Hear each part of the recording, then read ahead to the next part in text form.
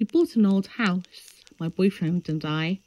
He's in charge of the new construction, converting the kitchen into the master bedroom, for instance, while I'm on wallpaper removal duty. The previous owner papers every wall and ceiling.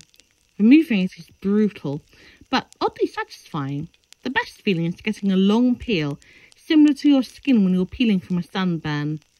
I don't know about you, but I kind of make a game of peeling, on a hunt for the longest piece before it rips. Under a corner section of paper in every room is the person's name and a date. Curiosity got the best of me one night when I googled one of the names and discovered the person was actually a missing person, the missing date matching the date under the wallpaper. The next day, I made a list of all the names and dates. Sure enough, each name was for a missing person, with dates to match. We notified the police, who naturally sent us the crime scene team. I overheard one text say, "Yep, it's human." Human? What's human?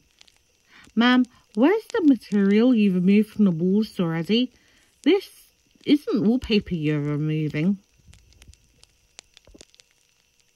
My daughter woke me around 11:50 last night. My wife and I had picked her up from her friend Sally's birthday party, brought her home, and put her to bed. My wife went into the bedroom to read while I fell asleep watching the Braves game. "Daddy," she whispered, tugging my shirt sleeve, "guess how old I'm going to be next month?" "I don't know, beauty," I said as I slipped on my glasses.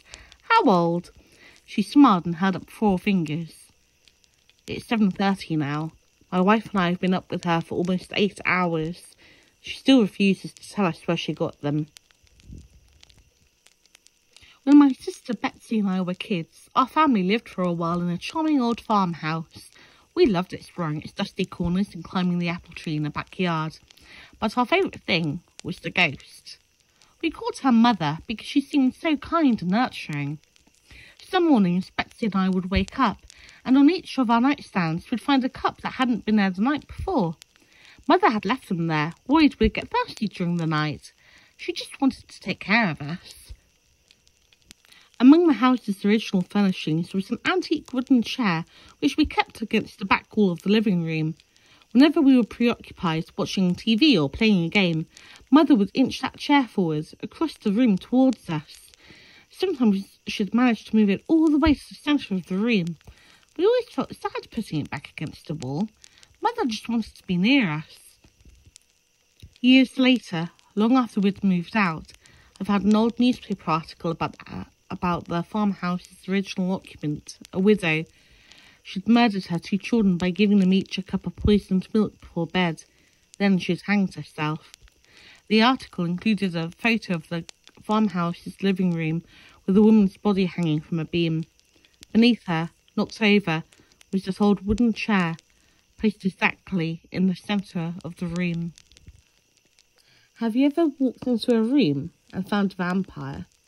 No, not the sexy kind, but a foul creature with bony limbs and ashen skin. The kind that snarls as you enter like a beast about to pounce.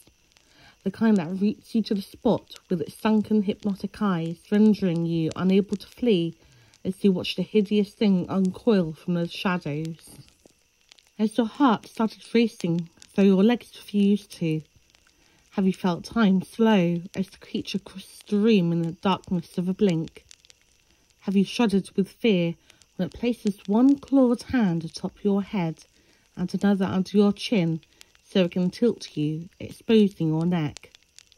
Have you squirmed as its rough, dry tongue slides down your cheek, over your jaw to your throat in a slithering search that's seeking your artery?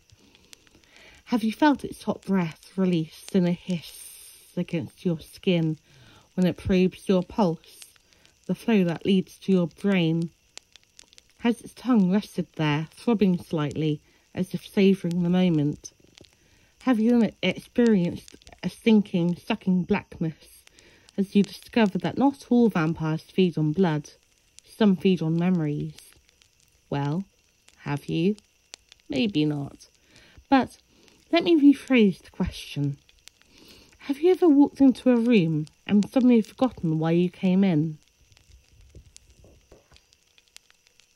Last night, a friend rushed me out the house to catch the opening acts at a local bar's music night. After a few drinks, I realised my phone wasn't in my pocket. I checked the table we were sitting at, the bar, the bathrooms, and after no luck, I used my friend's phone to call mine. After 2 rings, someone answered, gave out a low raspy giggle, and hung up. They didn't answer again. I eventually gave it up as a lost cause and headed home. I found my phone lying on my nightstand, right where I'd left it.